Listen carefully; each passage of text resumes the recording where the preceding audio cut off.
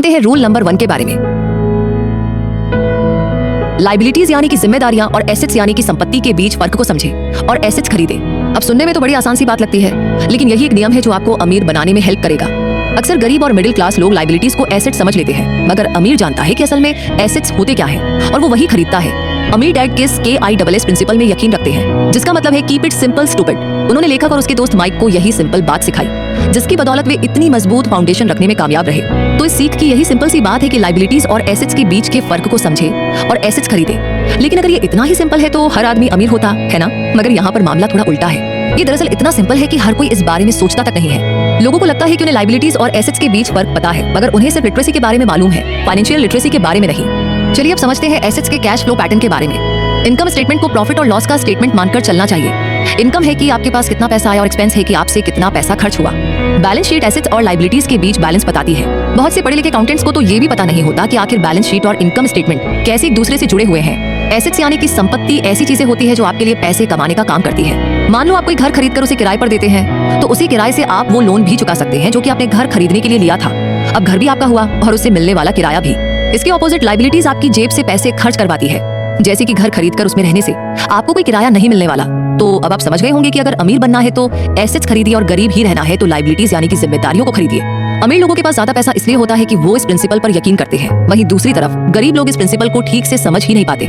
इसलिए इस बात पर जोर दिया जा रहा है कि सिर्फ लिटरेट नहीं बल्कि फाइनेंशियली लिटरेट बनिए। सिर्फ नंबर से कुछ नहीं होता, फर्क तो तब पड़ता है जब आप अपनी कहानी खुद लिखें। ज्यादातर परिवारों में देखा गया है कि जो मेहनती होता है उसके पास पैसा भी ज्यादा होता है, मगर उसका फायदा ही क्या जब सारा का सारा पैसा लाइबिलिटीज में ही खर्च हो जाए। तो आइए समझते हैं कि मिडिल क्लास का कैश फ्लो कैसा होता है। मिडिल क्लास लोगों का सारा पैसा लाइबिलिटीज में ही खर्च हो रहा है, कभी मोर्टगेज, कभी किराया, car loan, house loan, credit card का बिल, फीस और भी न जाने क्या क्या। उनकी सारी कमाई इसी में खर्च हो जाती है। दूसरी और गरीब लोग हैं जिनकी कोई लाइबिलिटी तो नहीं है मगर उनके कोई एसेट्स भी नहीं होते। वे भी पैसा कमाते हैं, सैलरी पाते हैं, मगर हर रोज के खर्चों में उनका सारा पैसा उड़ जाता है। तो माना कि एक गरीब आदमी $1000 कमाता है, उसमें से $300 वो अपने छोटे से घर के किराए में खर्चता है, $200 उसके आने जाने का किराया, $200 टैक्स और $200 खाने और कपड़ों में खर्च हो जाता है। अब उसके पास बचा क्या? कुछ भी नहीं। और कभी कभी तो उधार लेकर काम चलाना पड़ता है, जिससे वो और गरीब हो जाता है। इसके उलट अमीर एसेट्स को खरीद कर रखते हैं, फिर उनके वो एसेट्स उन्हें और पैसा कमा कर देते हैं। उनकी कमाई इसी तरह 2 से 4, 4 से 8 होती जाती है। ज्यादातर अमीर लोग दिमाग से काम लेते हैं। वे घर लोन पर लेकर उसे किराए पर लगा देते हैं। बिना मेहनत के हर महीने किराया मिलता है, जिससे कि वे अपना लोन भी चुकता कर लेते हैं। मान लीजिए कि लोन की इंस्टॉलमेंट $1 है, तो ये अपने घर का $2 किराया वसूल करेंगे। $1 बैंक को देंगे, $1 अपनी जेब में। तो हो गया ना ये बिना मेहनत के पैसा कमाना। तो असल में अमीर डैड और गरीब डैड के बीच बस सोच का फासला है। अपना पैसा कैसे खर्चे, सिर्फ यही मुद्दे की बात है और कुछ नहीं। 1960 के दिनों में अगर बच्चों से पूछा जाता था कि वो बड़े होकर क्या बनेंगे, तब सबका जवाब यही होता था कि वे अच्छे ग्रेड्स लेकर आएंगे और डॉक्टर बनेंगे। तब सबको यही लगता था कि अच्छे ग्रेड्स ला करके वे बहुत पैसा कमा सकेंगे। हालांकि उनमें से बहुत बच्चे आज बड़े होकर डॉक्टर बन चुके हैं। बावजूद इसके उनमें से काफी लोग आज भी फाइनेंशियली स्ट्रगल करते नजर आएंगे, क्योंकि उन्हें हमेशा यही लगा कि ज्यादा पैसा कमाने से उनकी सारी परेशानियां दूर हो जाएंगी। मगर आज के दौर में ऐसा नहीं है। आज बहुत से बच्चे फेमस एथलीट बनना चाहते हैं, या फिर CEO, या फिर कोई मूवी स्टार या रॉक स्टार, क्योंकि उन्हें पता है कि सिर्फ अच्छी पढ़ाई और अच्छे ग्रेड्स के भरोसे बैठकर वो करियर में सक्सेस नहीं पा सकते। आजकल फाइनेंशियल नाइटमेयर बहुत आम हो गया है। अक्सर नए शादीशुदा जोड़े ये सोचते हैं कि उनकी सैलरी अब डबल हो जाएगी, क्योंकि दोनों जने कमा रहे हैं। एक छोटे से घर में रहते हुए वे अब बड़े घर के सपने देखते हैं, इसलिए वे पैसा बचाना शुरू कर देते हैं। इसकी वजह से उनका सारा ध्यान सिर्फ अपना करियर बनाने पर होता है। उनकी कमाई बढ़ने लगती है तो जाहिर सी बात है कि उसी हिसाब से खर्चे भी बढ़ते हैं। अब जब आप फाइनेंशियली लिटरेट हुए बिना पैसा बनाते हैं या बिना सोचे समझे उसे खर्च करते हैं, तो होता यह है कि आप पहले से भी ज्यादा खर्च करने लगते हैं। और ये एक ऐसा चक्कर है जो कि चलता ही रहता है। नए जोड़े ने अब इतना पैसा कमा लिया कि वो एक बड़ा घर खरीद सके। उन्हें तो यही लगेगा कि वे अब थोड़े अमीर हो गए हैं, मगर सच्चाई तो ये है कि बड़े घर के साथ उन्होंने नई लाइबिलिटीज यानी कि नई जिम्मेदारियां भी खरीद ली है। उनके कैश फ्लो में अब प्रॉपर्टी टैक्स का खर्च बढ़ गया है। अब उन्हें एक नई गाड़ी भी चाहिए, फर्नीचर भी चाहिए, सब कुछ नया। उनकी लाइबिलिटीज बढ़ती ही चली जा रही है। और ज्यादातर होता यही है कि इनकम के साथ साथ खर्चे भी बढ़ने लगते हैं। फिर एक दिन अचानक इस सच्चाई का खुलासा होता है, मगर तब तक तो हम इस चूहे की दौड़ में, इस रैट रेस में बुरी तरह फंस चुके होते हैं। फिर ऐसे ही लोग हमारे लेखक रॉबर्ट के पास आकर पूछते हैं कि अमीर कैसे बना जाए। अब यही सवाल तो मुसीबत की जड़ है, क्योंकि सबको लगता है कि पैसा ही हर चीज का इलाज है। ये मानना ही ना एक बहुत बड़ी गलती है। उनकी समस्या ये नहीं है कि वे ज्यादा नहीं कमा रहे, बल्कि ये है कि जो कुछ उनके पास है उसे हैंडल कैसे करें। एक कहावत है जो यहाँ पर लागू होती है, जब तुम खुद को एक गहरे गड्ढे में पाओ तो और खोदना छोड़ दो। और इस कहावत के बारे में आप ध्यान से सोचेंगे तो आपको पता चलेगा कि अक्सर लोग ऐसा ही कर रहे होते हैं। चलिए इस जर्नी में अब आगे बढ़ते हैं और बात करते हैं घबराहट के बारे में, जो कि अक्सर लोगों को होती है पब्लिक प्लेटफॉर्म पर बोलने में, यानी कि पब्लिक स्पीकिंग में। तो मनोचिकित्सकों का मानना है कि लोग इसलिए घबराते हैं क्योंकि उन्हें रिजेक्शन का डर होता है, औरों से अलग होने का डर होता है। लोग हमारे बारे में क्या सोचेंगे, या हम पर कहीं हंस तो नहीं रहे, बस यही सोचकर ज्यादातर लोग पब्लिक स्पीकिंग से दूर भागते हैं। वो वही करना पसंद करते हैं जो कि सब कर रहे होते हैं। और अंत पंत वो खुद को भीड़ का हिस्सा बनाकर संतुष्ट हो जाते हैं। अब बात यहाँ पर ऐसी है कि जो आपका घर है ना, वो आपका सबसे बड़ा एसेट है। लोन लीजिए, अब प्रमोशन हो गया है, अब सैलरी बढ़ गई है तो नया घर लो। यही सब बातें हम लोगों से सुनते रहते हैं और फिर हम भी ना उसी रास्ते पर चल पड़ते हैं, क्योंकि भाई जो सब कर रहे हैं वो तो जरूर से सही ही होगा, है कि नहीं? बताइए। मगर नहीं, ऐसा बिल्कुल भी नहीं है। अमीर डैड ने कहा था कि जापानीज लोग 3 चीजों की ताकत जानते थे: तलवार, कीमती जवाहरात और शीशा। तलवार बाजुओं की ताकत का प्रतीक है, कीमती जवाहरात पैसे की ताकत का, और शीशा खुद के अंदर छुपी हुई ताकत को दिखाता है। और वही हमारी सबसे बड़ी ताकत है। जब आप खुद को जानते हो तो शीशे के सामने खड़े हो जाइए, और अगर आप खुद से सवाल पूछ सकते हो कि मैं सही हूँ या मुझे भी भीड़ का हिस्सा बनकर रहना चाहिए, तो जो जवाब आपको मिलेगा वही आपकी असली ताकत है। गरीब और मिडिल क्लास खुद को पैसे का गुलाम बनने देते हैं, इसलिए वो कभी भी अमीर नहीं बन पाते। जैसे कि 16 साल के रॉबर्ट और माइक अमीर डैड के साथ हर उस मीटिंग में जाया करते थे जो वो अपने अकाउंटेंट, मैनेजर्स, इन्वेस्टर और एम्प्लॉइज के साथ रखा करते। यहाँ एक ऐसे अमीर डैड देखने को मिलते हैं जो पढ़े लिखे नहीं है, जिन्होंने 13 साल में ही स्कूल छोड़ दिया था, मगर आज भी वो मीटिंग्स रखते हैं, अपने नीचे काम करने वाले पढ़े लिखे लोगों को ऑर्डर देते हैं, उन्हें बिजनेस के टिप्स समझाते हैं। एक ऐसा इंसान जो भीड़ का हिस्सा नहीं बना, जिसने रिस्क लिया और जिसने लोगों की परवाह नहीं की, जिसे ये डर नहीं था कि लोग उसके बारे में क्या सोचेंगे। इन मीटिंग्स का रिजल्ट ये हुआ कि लेखक और उनका दोस्त दोनों ही स्कूली पढ़ाई में मन नहीं लगा पाए। जब भी उनकी टीचर कोई काम देती थी, उन्हें रूल्स के हिसाब से करना होता था। उन्हें एहसास हुआ कि स्कूली पढ़ाई किस तरह से बच्चों की प्रतिभा को निखरने नहीं देती, उनकी क्रिएटिविटी को मारकर उन्हें एक सांचे में ढालकर इस समाज का एक मशीनी हिस्सा भर बना देती है। और उन्हें टीचर की इस बात से भी इनकार था कि अच्छे ग्रेड्स लाकर के ही सक्सेसफुल और अमीर बना जा सकता है। एक दिन रॉबर्ट की अपने गरीब डैड से बहस हो गई। उनके पिता का मानना था कि उनका घर उनके लिए सबसे बेस्ट इन्वेस्टमेंट है, मगर वो एक रैट रेस में भाग रहे थे। उनकी इनकम और खर्चे बराबर ही थे, उन्हें पूरा करने के लिए उनके पास एक पल की भी फुर्सत नहीं थी। और यही बात रॉबर्ट उन्हें समझाना चाह रहे थे कि उनके पिता के लिए वो घर एसेट नहीं बल्कि लायबिलिटी है। घर पर उनके पैसे खर्च हो रहे थे, बदले में मिल कुछ भी नहीं रहा था। ये बात उनके गरीब डैड समझ ही नहीं पा रहे थे, और यही फर्क था गरीब और अमीर डैड के बीच। खैर, उनकी बहस चलती रही। उन्होंने अपने गरीब पिता को बताया कि ज्यादातर लोगों की जिंदगी लोन चुकाने में ही निकल जाती है। जिस घर को वे खरीदते हैं उसके लिए वे 30 साल तक लोन भरते हैं, फिर एक और बड़ा घर लेते हैं और अपने लोन को रिन्यू करवाते हैं। अब घर की कीमत भी उसी हिसाब से बढ़ेगी या नहीं, ये निर्भर करता है। कुछ लोग ऐसे भी हैं जिन्होंने घर खरीदने के लिए एक बड़ी रकम ली थी, जितनी घर की कीमत नहीं थी उससे ज्यादा कर्जा उनके सर पर चढ़ गया। इसका सबसे बड़ा नुकसान लोगों को ये होता है कि वे बाकी जगह इन्वेस्टमेंट नहीं कर पाते, क्योंकि उनका सारा पैसा उस घर पर लगा है। उन्हें कभी इन्वेस्टमेंट करने का मौका ही नहीं मिल पाता, और ना ही वे इस बारे में कुछ सीख पाते हैं, और इस तरीके से कई एसेट्स उनके हाथ से निकल जाते हैं। अगर इसके बदले लोग सिर्फ एसेट्स पर ध्यान दे तो उनका फ्यूचर कहीं ज्यादा बेहतर हो सकता है। अब एग्जाम्पल के लिए रॉबर्ट की पत्नी के पेरेंट्स एक बड़े से घर में शिफ्ट हो गए। उनका सोचना था कि अपने लिए बड़ा और नया घर लेना एक सही डिसीजन है, क्योंकि बाकियों की तरह उन्हें भी घर लेना एक संपत्ति यानी कि एसेट्स लगता था। मगर वो ये जानकर के हैरान रह गए कि उस घर का प्रॉपर्टी टैक्स $1000 था, और ये उनके लिए एक बहुत बड़ी कीमत थी। और क्योंकि वो रिटायर हो चुके थे तो इतना पैसा टैक्स के रूप में भरना भाई उनके रिटायरमेंट बजट के तो बाहर ही था। बेशक हम यहाँ पर ये नहीं कह रहे हैं कि आप नया घर ना ले, बल्कि हम समझाना चाहते हैं कि जितने पैसे से आप एक बड़ा घर लेंगे, उतने पैसे आप किसी एसेट में इन्वेस्ट करें तो बेहतर होगा। आपका एसेट आपके लिए कमाई करेगा, और कुछ ही टाइम के बाद आपके पास इतना पैसा होगा कि आप आसानी से मनपसंद घर ले पाएंगे, और वो भी बिना किसी लोन के। तो अमीर और ज्यादा अमीर क्यों होते रहते हैं, वहीं मिडिल क्लास आगे क्यों नहीं बढ़ पाते? इसके पीछे एक रीजन है, और रीजन एकदम सीधा है। अमीर एसेट खरीदते हैं जो उनका पैसा दुगुना करता रहता है, उस पैसे से उनके सारे खर्चे निपट जाते हैं। और मिडिल क्लास क्या करते हैं, वे तो बस महीने की 1 तारीख का इंतजार करते हैं जब उनकी सैलरी आए। सारी की सारी सैलरी तो खर्चों को पूरा करने में खत्म हो जाती है, तो इन्वेस्टमेंट कहाँ से होगा? और फिर जब सैलरी बढ़ जाती है तो उस पर टैक्स भी बढ़ जाता है, और उसी हिसाब से बाकी खर्चे भी। फिर अंत में वही रैट रेस चलती रहती है। इसीलिए अपने घर को एसेट समझना ही वो रीजन है, वो वजह है जो हमें कर्ज के बोझ तले दबाती है। आज यही ज्यादातर लोगों की सोच है। अगर सैलरी बढ़ी है तो लोग सोचते हैं कि अब वो बड़ा सा घर ले सकते हैं, क्योंकि उन्हें अपने पैसे का सही इस्तेमाल लगता है। इसके बदले अगर वही पैसा सही जगह लगाया जाए तो उनकी जिंदगी हमेशा के लिए बदल सकती है। लेकिन ऐसा हो नहीं पाता, क्योंकि उनका सारा वक्त हाड़ तोड़ मेहनत करने में चला जाता है। अपनी नौकरी को सेफ जोन समझकर वे उससे अलग कुछ सोच ही नहीं पाते, और साथ ही उन पर कर्ज का इतना बोझ होता है कि वे नौकरी छोड़ने का रिस्क ले ही नहीं सकते। अब जरा खुद से आप ये सवाल कीजिए कि आज आप नौकरी छोड़कर बैठ जाते हैं तो कितने दिन तक आपका गुजारा चलेगा? क्योंकि अगर आप फाइनेंशियली लिटरेट नहीं है, अगर आपने सारी उम्र सिर्फ सैलरी के भरोसे ही काटी है और एसेट्स के बदले आपने लायबिलिटीज ली है, तो यकीनन आपकी जिंदगी एक कड़ी चुनौती है। सिर्फ नेटवर्थ के भरोसे आपका काम नहीं चल सकता। नेटवर्थ बताता है कि आपके पास वाकई में कितना पैसा है, चाहे वो एक गैराज में पड़ी पुरानी कार के रूप में ही क्यों ना हो। अब भले ही वो कार कुछ काम की नहीं हो, जबकि वेल्थ का मतलब है कि आपके पास जो भी पैसा है उससे आप कितना और पैसा कमा रहे हैं। जैसे कि मान लीजिए आपके पास कोई एसेट है जिससे हर महीने मुझे $3000 की कमाई हो जाती है और हर महीने आपका $6000 का खर्चा है, तो मैं सिर्फ आधे महीने ही अपना गुजारा कर पाऊंगी। तो सोल्यूशन ये होगा कि अपने एसेट से मिलने वाला पैसा बढ़ा दे। जब वो $6000 मिलने लगेगा तो आप रातों रात अमीर नहीं हो जाएंगे, मगर इस तरीके से आप वेल्दी होने लगेंगे। अब अगर अचानक आप नौकरी छोड़ते भी हैं तो आपके एसेट सारा खर्चा कवर कर लेंगे और आप वेल्थ तभी क्रिएट कर पाएंगे जब आपके खर्च आपके एसेट्स की ग्रोथ से कम रहे। और इसी के साथ अब आगे समझते हैं तीसरे सबक के बारे में। अपने काम से काम रखें। दुनिया की सबसे बड़ी फूड चेन मैकडॉनल्ड के फाउंडर रे क्रॉक ने एक MBA क्लास में एक स्पीच दी। ये 1947 की बात है। उनकी ये स्पीच बड़ी ही शानदार थी, लोगों को प्रेरित करने वाली। स्पीच के बाद जब MBA क्लास के स्टूडेंट ने कुछ टाइम उनके साथ बिताने की गुजारिश की तो वे उनके साथ बियर पीने चले गए। बातों ही बातों में रे ने अचानक एक सवाल किया, क्या आप लोग जानते हैं कि मैं किस बिजनेस में हूँ? अब ये बात तो सबको मालूम थी कि वो हैमबर्गर बेचते थे, तो इस बात पर वो हंसने लगे और बोले कि उनका रियल बिजनेस तो रियल एस्टेट है, क्योंकि मैकडॉनल्ड के लिए हर लोकेशन का चुनाव सोच समझकर किया जाता है। जहाँ उसकी फ्रेंचाइजी बनाई जाती है वो जमीन भी साथ ही बेची जाती है। तो इसका सीधा सा मतलब है कि मैकडॉनल्ड की फ्रेंचाइजी खरीदने वालों को वो जमीन भी खरीदनी पड़ती थी। तो इस तरह से ये एक रियल एस्टेट बिजनेस भी हुआ।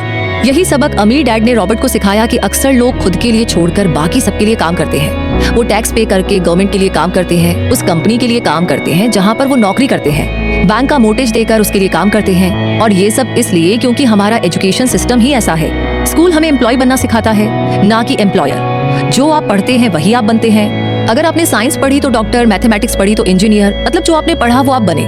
अब मुसीबत तो ये है कि इससे स्टूडेंट का कोई भला नहीं हो पाता, क्योंकि वे नौकरी और बिजनेस के बीच के डिफरेंस में उलझकर रह जाते हैं। जब कोई पूछता है कि आपका क्या बिजनेस है तो आपको ये नहीं बोलना चाहिए कि मैं तो एक डॉक्टर हूँ या एक बैंकर हूँ, क्योंकि वो आपका प्रोफेशन है, बिजनेस नहीं। कहने का मतलब है कि आप जो करते हैं उसे अपना बिजनेस बनाइए, नौकरी नहीं। अपनी सारी उम्र दूसरों के लिए काम करके उन्हें अमीर करने में बर्बाद ना करें, बल्कि खुद की जिंदगी को खुशहाल बनाने के लिए काम करें।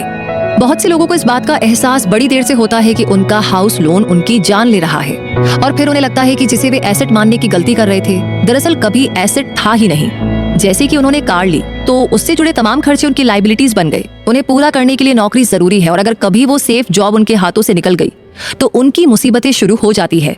इसीलिए तो हम एसेट कॉलम पर इतना जोर दे रहे हैं, ना कि आपकी इनकम कॉलम पर। और फाइनेंशियली सिक्योर होने का यही एक तरीका है। आप कितने अमीर हैं ये जानने का सही तरीका नेटवर्थ इसलिए नहीं है क्योंकि जब भी आप अपने एसेट्स को बेचते हैं तो उन पर भी टैक्स लगता है। आपको उतना पैसा नहीं मिलता जितना कि आप सोचते हैं। आपकी बैलेंस शीट के हिसाब से आपको जितना भी पैसा मिलेगा उस पर भी आपको टैक्स देना पड़ेगा।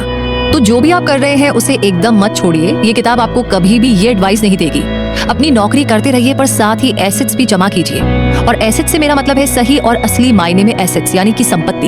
यहाँ पर रॉबर्ट ये नहीं कह रहे हैं कि आप कोई कार लीजिए, क्योंकि रॉबर्ट की नजर में वो कार एसेट नहीं है, क्योंकि जैसे ही आप उसे चलाना शुरू करते हैं वो अपनी कीमत का 25% खो देती है। तो जितना हो सके खर्चे में कटौती करे और लाइबिलिटीज को घटाए, यानी कि जिम्मेदारियों को घटाए। अब किस तरह के एसेट्स को खरीदा जाना चाहिए, यहाँ पर हम आपको कुछ एग्जाम्पल देते हैं। ऐसा बिजनेस जहाँ पर आपकी मौजूदगी जरूरी ना हो, जो दूसरे लोग आपके लिए चलाए, क्योंकि आप वहाँ पर ज्यादा वक्त देंगे तो वो बिजनेस नहीं नौकरी होगी। रियल एस्टेट में पैसा लगाए, स्टॉक और बॉन्ड खरीदे। जब एसेट खरीदे तो अपनी पसंद की चीजों पर पैसा लगाए, क्योंकि आपका मन होगा तभी आप उसमें ध्यान दे पाएंगे। अगर उसमें आपकी रुचि होगी तो आप उसे बेहतर समझ पाएंगे। रॉबर्ट को रियल एस्टेट और स्टॉक्स में रुचि थी, खासकर छोटी कंपनीज में इन्वेस्ट करना।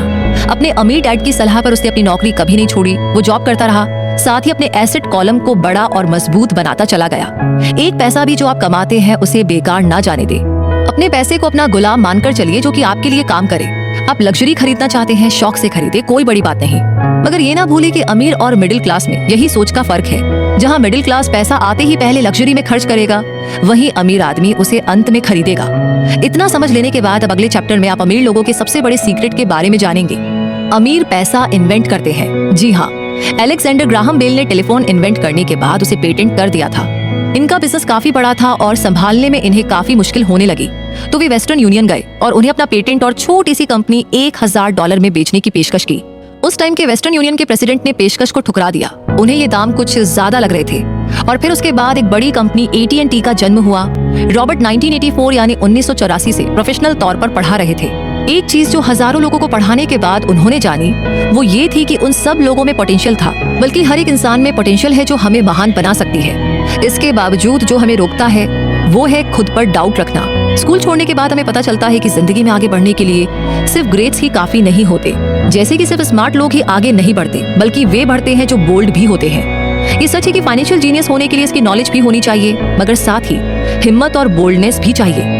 ज्यादातर लोग पैसे के मामले में कोई रिस्क नहीं लेना चाहते, मगर अमीर होने के लिए आपको रिस्क लेने ही पड़ेंगे, क्योंकि हो सकता है कि आने वाले सालों में एक नया बिल गेट्स पैदा हो या अगला अलेक्जेंडर ग्राहम बेल, और बाकी शायद दिवालिया बनकर गरीब हो जाए। अभी आपकी मर्जी है, आप इनमें से क्या बनना चाहते हैं। अगर आप अपना फाइनेंशियल IQ बढ़ाते हैं तो बहुत कुछ हासिल कर सकते हैं, और अगर नहीं तो आने वाले साल और भी डरावने हो सकते हैं, क्योंकि हर पुराना जाता है तो नया आता है। तो जो आज है वही सबसे खुशहाल समय है। आज के दौर में लोग ज्यादा फाइनेंशियली स्ट्रगल कर रहे हैं क्योंकि उनकी सोच अभी भी पुरानी है। फिर वे अपनी गलती को ना मानकर या तो अपने बॉस को इल्जाम देंगे या फिर नई टेक्नोलॉजी को।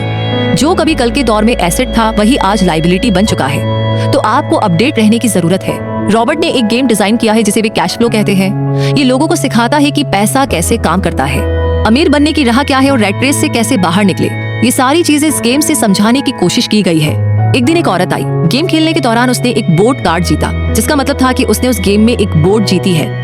वो औरत बड़ी खुश हुई, मगर जब उसे पता चला कि बोट लेने के लिए उसे एक बड़ी रकम टैक्स भरनी होगी तो उसकी खुशी गायब हो गई। वो बोट उसके लिए अब एसेट नहीं बल्कि लाइबिलिटी बन गई। उसे पता चला कि ऐसे तो ये बोट उसकी जान ही ले लेगी। उसे ये आइडिया समझ ही नहीं आया और रिफंड की मांग की। उसे उसके पैसे वापस मिल गए और वो चली गई। मगर बाद में उसने फोन करके बताया कि उसे अब गेम का आइडिया कुछ समझ में आने लगा था। वो उस गेम से अपनी जिंदगी को जोड़कर देख पा रही थी। पैसा कैसे काम करता है इस बात को समझ ना पाने की वजह से उसका गुस्सा जायज था। हम भी अक्सर यही करते हैं। जो बात हमारी समझ से परे होती है उस पर हमें गुस्सा आता है और हम जिंदगी की हर परेशानी के लिए उसे ब्लेम करना शुरू कर देते हैं। हाँ, मगर ठंडे दिमाग से अगर सोचा जाए तो ये तरीका एकदम गलत होगा। बेहतर होगा कि हम उन्हें समझने की कोशिश करें तो गेम ऑफ लाइफ जीत सकते हैं। बहुत से लोग कैश फ्लो गेम में खूब पैसा जीतते हैं, फिर उन्हें समझ ही नहीं आता कि उस पैसे का करे क्या, तो वे हारने लगते हैं। इसकी वजह है उनकी पुरानी सोच जो आगे नहीं बढ़ने देती, और फिर वे बाद में सारा पैसा ही हार बैठते हैं। कुछ लोग कहते हैं कि वे हार गए क्योंकि उनके पास सही पत्ते नहीं थे। बहुत से लोग इसी तरह जिंदगी में सही मौकों की तलाश में बैठे रहते हैं। कुछ लोगों को सही मौका मिलता भी है तो उसका फायदा वो नहीं उठा पाते, क्योंकि वो कहेंगे कि उनके पास तो पैसा ही नहीं था। अब कुछ ऐसे भी होते हैं जिन्हें पैसा और मौका दोनों मिले फिर भी वे कुछ हासिल नहीं कर पाते, क्योंकि दरअसल वो समझ ही नहीं पाते हैं कि ये एक अपॉर्चुनिटी है। तो फाइनेंशियल इंटेलिजेंस का मतलब है कि आप पैसे को लेकर कितने क्रिएटिव हो सकते हैं। अगर आपको मौका मिलता है तो बगैर पैसे के आप क्या करेंगे, और अगर पैसा है मगर मौका नहीं तो उस सूरत में आप क्या करेंगे। ये सब आपकी फाइनेंशियल इंटेलिजेंस पर निर्भर करता है। ज्यादातर लोग इस बात का एक ही सोल्यूशन जानते हैं कि खूब मेहनत करके खूब सारा पैसा कमाया जाए, लेकिन आपको सीखना है कि अपने लिए मौका कैसे पैदा किया जाए, ना कि उसके इंतजार में बैठे रहे। सबसे खास बात अमीरों की जो है वो ये है कि उन्हें पता है पैसा असल चीज नहीं है। असल चीज है इसका सही मतलब जानना, ये जान लेना कि जो हमें चाहिए वो हम इससे बना सकते हैं। हमारा दिमाग हमारे लिए सबसे बड़ा एसेट होता है। यही हमें सुपर रिच बना सकता है या सुपर पुअर भी, निर्भर करता है कि हम कैसे इसका इस्तेमाल करें। जो लोग सफल हैं उनके साथ कदम मिलाकर चलना है, तो आपको ये सीखना पड़ेगा कि पैसा बढ़ाने की चाहत खुद में कैसे पैदा करें। आपको अपने सबसे बड़े एसेट यानी आपके दिमाग को इन्वेस्ट करने की जरूरत है। आपको फाइनेंशियली इंटेलिजेंट होना पड़ेगा। आइए इसका एक उदाहरण समझते हैं। 1990 के दशक में एरिजोना और फोनिक्स के आर्थिक हालात बहुत ही बुरे चल रहे थे। वहां के लोगों को हर महीने $100 बचाने की सलाह दी जा रही थी। बुरे वक्त के लिए पैसा बचाने का विचार कुछ हद तक सही भी है, मगर उस पैसे का क्या फायदा जो आप जमा करते जाते हैं। इससे तो अच्छा है कि उसका कुछ हिस्सा इन्वेस्ट किया जाए जो कि आगे चलकर आपको फायदा दे। खैर, बात करते हैं एरिजोना और फोनिक्स के लोगों की जो कि आर्थिक तंगी झेल रहे थे। अब ऐसे में इन्वेस्टर को एक बढ़िया मौका लगा। लोग जो अपनी प्रॉपर्टी अपने पौने दामों में बेच रहे थे वो कई इन्वेस्टर्स ने हाथों हाथ खरीद ली। रॉबर्ट ने भी $75,000 की कीमत वाला एक घर सिर्फ $20,000 में खरीद लिया। इसके बाद उन्होंने अटॉर्नी के ऑफिस में एक ऐड दिया। $75,000 वाला घर सिर्फ $60,000 में लेने के लिए ग्राहक टूट पड़े। रॉबर्ट का फोन बजना बंद ही नहीं हो रहा था। ये पैसा उनको उस एसेट से मिलने जा रहा था जो उन्होंने प्रॉमिसरी नोट के रूप में ग्राहक से लिया था, और उन्हें ये पैसा कमाने में केवल 5 घंटे लगे। उन्होंने जो $40,000 इन्वेंट किए वो उनके कॉलम ऑफ एसेट में क्रिएट हुए थे, और बगैर टैक्स के उन्होंने अचानक ही मिले एक मौके का फायदा उठाकर ये क्रिएट किए हुए पैसे अपने इनकम कॉलम में ऐड कर लिए। कुछ सालों के बाद ही उनके इस बिजनेस ने इतना पैसा क्रिएट किया कि उनकी कंपनी की कार, गैस, इंश्योरेंस, क्लाइंट के साथ डिनर, ट्रिप और बाकी चीजें सब कवर हो गई। जब तक गवर्नमेंट उन खर्चों पर टैक्स लगाती, इनमें से ज्यादातर चीजें प्री टैक्स एक्सपेंसेस में खर्च हो चुकी थी। कुछ सालों के बाद ही जो घर $60,000 में बिका था अब वो $1,10,000 का था। अभी भी उनके पास कुछ मौके थे, मगर वो इतने कम थे कि उनके लिए रॉबर्ट को एक वैल्यूएबल एसेट लगाना पड़ता और अपना वक्त भी। तो वे आगे बढ़ गए। अब उन्हें नए मौकों की तलाश करनी थी। अब आप एक सवाल खुद से कीजिए, मेहनत करना भी बहुत मेहनत का काम है। 50% टैक्स भरिए और बाकी बचाइए। अब वो सेविंग्स आपको 5% इंटरेस्ट देगी और फिर उस पर भी आप और टैक्स भरे। इससे तो अच्छा होगा कि अपना पैसा और टाइम अपनी सबसे पावरफुल एसेट यानी अपने दिमाग पर इन्वेस्ट करें और फाइनेंशियली इंटेलिजेंट बने। ये दुनिया कभी भी ना एक सी नहीं रहती, जो आज है कल नहीं होगा। कभी मंदी तो कभी तेजी का दौर चलता रहेगा। वक्त के साथ टेक्नोलॉजी और भी बेहतर होती जाएगी। आज मार्केट ऊपर है तो कल नीचे होगा, खासकर स्टॉक मार्केट तो हर रोज बदलता ही है। मगर इससे आपको क्या फर्क पड़ेगा अगर आप फाइनेंशियल इंटेलिजेंट है तो, क्योंकि आप तो हर हालात के लिए तैयार रहेंगे। आपको जिंदगी में बेशुमार मौके मिलेंगे जहां पर आप अपनी फाइनेंशियल इंटेलिजेंस का फायदा उठा सकते हैं। जरूरत है तो बस उन मौकों को लपकने की। अमूमन हम दो तरह के इन्वेस्टर देख सकते हैं। पहले वो जो पैकेज इन्वेस्टमेंट खरीदते हैं और ये काफी आसान और बगैर झंझट का काम है। दूसरे इन्वेस्टर अपने लिए खुद ही इन्वेस्टमेंट क्रिएट करते हैं। इनको आप प्रोफेशनल भी कह सकते हैं। जितना ये इन्वेस्ट करते हैं उससे कई गुना ज्यादा पैसा बना लेते हैं। अब अगर आप इस तरह के इन्वेस्टर बनना चाहते हैं तो आपको खास तौर पर इन 3 स्किल्स को समझने की जरूरत है। पहली है ऐसी अपॉर्चुनिटी ढूंढिए, ऐसे मौके ढूंढिए जो बाकी ना ढूंढ सके। याद रखिए कि आपका दिमाग वो देख सकता है जो बाकियों की आंखें न देख पाए। दूसरा है पैसा बढ़ाइए। जब पैसे की जरूरत पड़ती है तो मिडिल क्लास केवल बैंक जाता है, मगर दूसरे टाइप के इन्वेस्टर पैसा बढ़ाकर कैपिटल रेज करते हैं। उन्हें हमेशा बैंक की जरूरत नहीं पड़ती। तीसरा है स्मार्ट लोगों को ऑर्गेनाइज कीजिए। इंटेलिजेंट लोग वे होते हैं जो अपने से ज्यादा स्मार्ट लोगों के साथ मिलकर के काम करते हैं। इसलिए इन्वेस्ट करने से पहले अपने इन्वेस्टमेंट एडवाइजर को चुनें। मुझे मालूम है कि ये सब आपके लिए कुछ ज्यादा है, मगर इसके रिवॉर्ड्स भी शानदार है। जिंदगी में रिस्क बहुत है, लेकिन उन्हें हैंडल करना सीख करके ही आप अमीर बन पाएंगे। अब आगे बढ़ते हैं अगले सबक की तरफ, जो हमें कहता है कि सीखने के लिए काम करें, पैसे के लिए नहीं। आइए समझते हैं। एक बार एक जर्नलिस्ट ने रॉबर्ट का इंटरव्यू लिया था। रॉबर्ट उसके आर्टिकल पहले भी पढ़ चुके थे और उस जर्नलिस्ट के लिखने की स्टाइल से बेहद प्रभावित थे। इंटरव्यू जब पूरा हुआ तो उस जर्नलिस्ट ने रॉबर्ट को बताया कि वो एक मशहूर लेखिका बनकर के उन्हीं की तरह एक दिन फेमस होना चाहती है। रॉबर्ट ने उससे पूछा, तो ऐसा क्या है जो उन्हें मशहूर होने से रोक रहा है? इस सवाल के जवाब में उस जर्नलिस्ट ने कहा, उनकी जॉब आगे नहीं बढ़ पा रही। इस पर रॉबर्ट ने सुझाव दिया कि उस जर्नलिस्ट को कोई सेल्स क्लास ज्वाइन कर लेनी चाहिए। जर्नलिस्ट ने बताया कि उनकी दोस्त उन्हें पहले ही ये ऑफर दे चुकी है, मगर उन्हें ये छोटा काम लगता है। वे ये भूल गई थी कि रॉबर्ट खुद कभी सेल्स स्कूल जा चुके थे। इस बात का पॉइंट ये है कि अगर आपके पास कोई टैलेंट है जिसके दम पर आप कुछ पैसा कमाना चाहते हैं, तो आपका टैलेंट काफी नहीं होगा, क्योंकि उस टैलेंट को कैसे भुनाया जाए जब तक आप ये बात नहीं जानते, आपका टैलेंट यूं ही बेकार है। जब तक आप उसे लोगों के सामने पेश करने का हुनर नहीं सीख जाते, आप कुछ भी नहीं कमा सकते। तो बेचने की कला सीखने में कोई शर्म की बात नहीं है। किसी भी सेल्समैन को इसके लिए शर्मिंदा नहीं होना चाहिए। एक जो सबसे बड़ा फर्क अमीर डैड और गरीब डैड के बीच में था वो ये था कि गरीब डैड हमेशा नौकरी की चिंता करते थे कि जॉब हमेशा सिक्योर रहे, क्योंकि सेफ जॉब ही उनके लिए सब कुछ थी। जबकि अमीर डैड हमेशा सिर्फ और सिर्फ कुछ सीखने पर जोर देते थे। अमीर बनने के लिए आपको बहुत कुछ सीखना पड़ेगा। इसके अलग पहलू को देखें तो स्कूल हमें रिवॉर्ड करते हैं किसी एक ही खास चीज में महारत के लिए। इसका एक उदाहरण देखिए, जब डॉक्टर मास्टर की डिग्री लेते हैं तो उसके बाद किसी स्पेशल फील्ड में डॉक्टरेट करते हैं, जैसे कि पीडियाट्रिक या कुछ और। मतलब एक छोटे से विषय पर उन्हें बहुत पढ़ना पड़ता है उस फील्ड में महारत के लिए, और यही उनका रिवॉर्ड होता है। ऐसे ही बहुत कुछ जानने के लिए जो थोड़ा बहुत आप सीखते हैं, वो नॉलेज तभी आएगी जब आप अलग अलग कंपनीज के लिए काम करेंगे, दुनिया की अलग अलग चीजों को जानेंगे, चीजें कैसे काम करती है, ये सभी बातें अनुभव करेंगे, तभी आपकी नॉलेज बढ़ेगी। शायद यही वजह थी कि अमीर डैड जब रॉबर्ट और माइक छोटे थे तो उन्हें अक्सर अपने साथ लेकर जाते थे जब वे अपने डॉक्टर, अकाउंटेंट्स, लॉयर या किसी प्रोफेशनल से मिलने जाते। जब रॉबर्ट ने मेरिन कॉर्प्स ज्वाइन करने के लिए अपनी हाई पेइंग जॉब छोड़ी तो उसके गरीब मगर पढ़े लिखे पिता समझ नहीं पा रहे थे कि आखिर रॉबर्ट ने ऐसी शानदार नौकरी क्यों छोड़ी। वे एक तरीके से इस फैसले से सख्त निराश हुए। रॉबर्ट ने उन्हें समझाने की हर मुमकिन कोशिश की कि उनका ऐसा करना क्यों जरूरी था, मगर उन्हें ये बात हजम ही नहीं हो रही थी। रॉबर्ट ने उन्हें कहा कि वो सीखना चाहते हैं कि खुले आसमान में कैसे उड़े। उन्हें जानना था कि वर्कर्स की टीम को कैसे हैंडल किया जाए। किसी भी कंपनी को अपने बलबूते पर चलाना कितना मुश्किल काम है। रॉबर्ट ये सब सीखना चाहते थे। वियतनाम से लौटने के बाद रॉबर्ट ने अपनी जॉब से रिजाइन कर दिया और जेरोक्स कॉर्प्स को ज्वाइन कर लिया। उन्हें नौकरी किसी फायदे के लिए नहीं चाहिए थी। वो इतने शर्मीले थे कि किसी को कुछ भी बेचने के ख्याल से ही उन्हें पसीना आ जाता। तो अपनी इसी कमी को दूर करने के लिए उन्होंने जेरोक्स की सेल्स ट्रेनिंग प्रोग्राम की शिक्षा ली। इसके बाद रॉबर्ट ने खुद अपनी कंपनी की शुरुआत की और अपना पहला शिपमेंट भेजा। वैसे वे अगर इसमें नाकामयाब रहते तो पक्का दिवालिया हो जाते, लेकिन उन्होंने ये रिस्क लिया और अपने अमीर डैड की सीख को हमेशा याद रखा कि बेशक आप 30 की उम्र से पहले दिवालिया होने का रिस्क ले सकते हो, क्योंकि इस उम्र में आपको रिकवर होने का मौका भी मिल जाता है। ज्यादातर एम्प्लॉय अपने वर्कर्स को इतना तो पे करते हैं कि वे काम छोड़कर ना जाए, और ज्यादातर वर्कर भी जी फाड़ कर इसलिए मेहनत करते हैं कि वे काम से निकाले ना जाए। इसीलिए तो उन्हें सिर्फ अपनी सैलरी और कंपनी से मिलने वाले फायदों से ही मतलब होता है। इस सोच के साथ उनके कुछ साल तो बढ़िया गुजरते हैं, मगर ये लंबे समय तक काम नहीं करता। तो क्यों ना आप वो सब कुछ अभी सीखे जो आप सीखना चाहते हैं, इससे पहले कि आप कोई एक खास प्रोफेशन अपने लिए चूज करें, क्योंकि अगर एक बार आपने अपना प्रोफेशन चुन लिया तो आप हमेशा के लिए उसी से बंधकर रह जाएंगे। और इसी के साथ अब हम पहुंच गए हैं इस समरी के कंक्लूजन पर। मुद्दा मामला ये है कि रॉबर्ट कियोसाकी एक फेमस अमेरिकन बिजनेसमैन और ऑथर है। रिच डैड पुअर डैड उनकी लिखी बहुत ही एंगेजिंग और बेस्ट सेलिंग किताब है। ये बुक दो फादर्स की फाइनेंशियल स्ट्रेटेजी और माइंडसेट के डिफरेंसेस को एक्सप्लोर करती है। एक उनके बायोलॉजिकल फादर पुअर डैड हैं और दूसरे उनके बेस्ट फ्रेंड के फादर रिच डैड हैं। तो ये कहानी वहां से शुरू होती है जब कियोसाकी एक यंग लड़के थे। इस समय वो अपने दोनों फादर से मनी के बारे में वैल्यूएबल लेसन्स को सीख रहे थे। एक तरफ उनके खुद के पिता पुअर डैड थे, जो कि स्टेबल जॉब वाले वेल एजुकेटेड पर्सन थे। उनका वे ऑफ थिंकिंग थोड़ा ट्रेडिशनल था। वो गुड एजुकेशन, हार्ड वर्क और सिक्योर जॉब में बिलीव करते थे। वहीं दूसरी ओर उनके रिच डैड थे जो कि एक सेल्फ मेड मिलीनियर थे। वो फाइनेंशियल एजुकेशन की इंपॉर्टेंस पर जोर देते थे, साथ ही वो पैसिव इनकम के सोर्स को डेवलप करने और एसेट बिल्डिंग पर फोकस करने में बिलीव करते थे। कियोसाकी ने बताया कि कैसे उनके रिच डैड ने उन्हें एसेट्स और लायबिलिटीज के कॉन्सेप्ट को सिखाया। उन्होंने बताया कि एसेट वो चीजें होती है जो आपके पॉकेट में मनी भरने का काम करती है, जैसे रियल एस्टेट और स्टॉक। वहीं लायबिलिटीज वो चीजें हैं जो आपकी पॉकेट खाली करने का काम करती है, जैसे कि कार या फिर बड़ा घर। रिच डैड ने हमेशा अपनी लायबिलिटीज को मिनिमाइज करने और इनकम जनरेटिंग एसेट्स को मैक्सिमाइज करने पर जोर दिया। इस बुक का एक और इंपॉर्टेंट लेसन है पावर ऑफ फाइनेंशियल लिटरेसी। इसका मतलब है कि फाइनेंशियल दुनिया जैसे कि बजट, सेविंग और मनी मैनेजमेंट के बारे में पूरी जानकारी रखना। कियोसाकी का कहना था कि हमें स्कूल में फाइनेंशियल एजुकेशन के बारे में नहीं पढ़ाया जाता है। इसके कारण कई सारे लोग इस फाइनेंशियल लिटरेसी से छूट जाते हैं, जिसके चलते उनके माइंड में इन बातों को लेकर के डर बना रहता है। कियोसाकी हमेशा अपने रीडर्स को एनकरेज करते हैं कि वो फाइनेंशियल नॉलेज के बारे में ज्यादा से ज्यादा जाने, मनी इन्वेस्ट करने और मनी मैनेजमेंट के बारे में अपनी अंडरस्टैंडिंग को डेवलप करें। इसके अलावा ये बुक कैलकुलेटेड रिस्क लेने और अपने फेलियर के फियर से ओवरकम करने की बात भी सिखाती है। कियोसाकी का कहना है कि ज्यादातर लोग फाइनेंशियल रिस्क लेने से बचते हैं और वे सेफ और कंफर्टेबल लाइफ को प्रेफर करते हैं, लेकिन ट्रू वेल्थ के लिए आपको अपने कंफर्ट जोन से बाहर आना ही होगा और नई अपॉर्चुनिटीज, नए मौकों को एक्सेप्ट करना होगा।